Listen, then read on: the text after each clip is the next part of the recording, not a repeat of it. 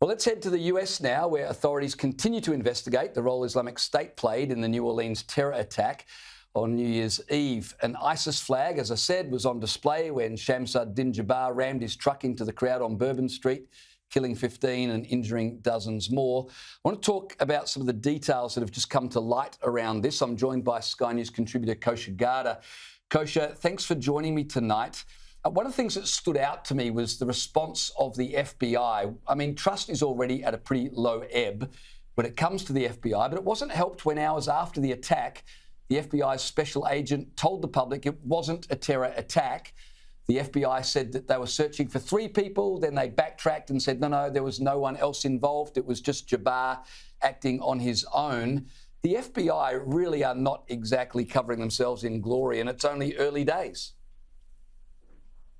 To put it mildly, to say the least, they're not covering themselves in glory, James. And just to give a little bit more context, their budget post 9/11 has doubled from where it was then. It was around $5 billion US dollars a year. Now it's more than $11 billion a year in this intervening 20-year period. And the results just aren't there, both in terms of what they have failed to investigate, such as this unfolding story. Stephen Paddock, the person who carried out the biggest mass shooting in U.S. history at the country music goers back in Las Vegas some years ago, to the Pulse nightclub shooting, to, I would remind everybody, the 2 assassins to President Trump. They had red flags in their profile and were not caught in time. And those are just off the top of my head. And then on the flip side, of course, this is the same FBI that has had many Americans angry for the political investigations that they've done, starting with the Crossfire Hurricane, also known as the Russia collusion hoax, to raiding the president, to going after American civilians, to DEI and other things that they've been focused on. So it is not a good look. This is going to be one of the more controversial picks of Trump coming into the new cabinet, but clearly, in general, people want reform and really are taking a sharper look at the FBI, and the events of the last 48 hours just really bring that point home even more loudly. Yeah, you'd absolutely think support for Trump reforming the FBI would be at an all-time high now.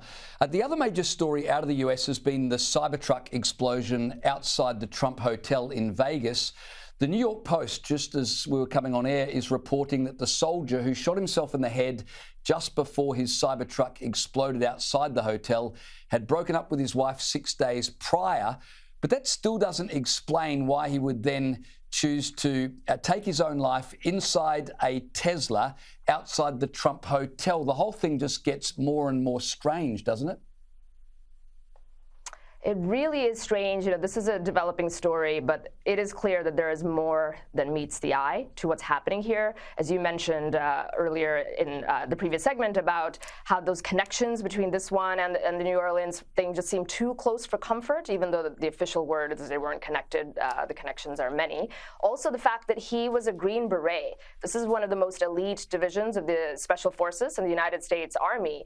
And so I wonder, you know, what his objective was, because the mission failure rate for that division is pretty close to 0. Was his objective to actually take out a large number of civilians? Thankfully, that did not happen. Or was his objective more symbolic? It was a Tesla in front of a Trump hotel. I don't know. I don't want to read too much into it.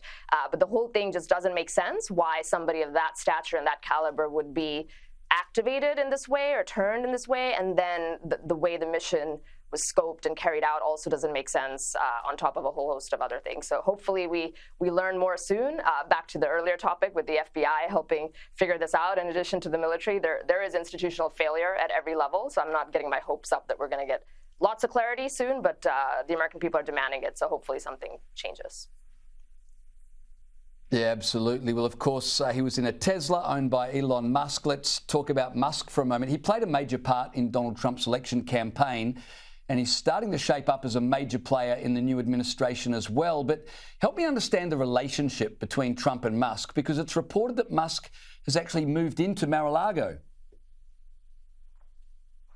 Yes. Now, Mar-a-Lago, of course, is a resort and a membership club, and it has something like 126 guest rooms that members can book out, and he's decided to camp out there. He seems to be having the time of his life, joining all sorts of meetings with high-profile people, domestic and foreign.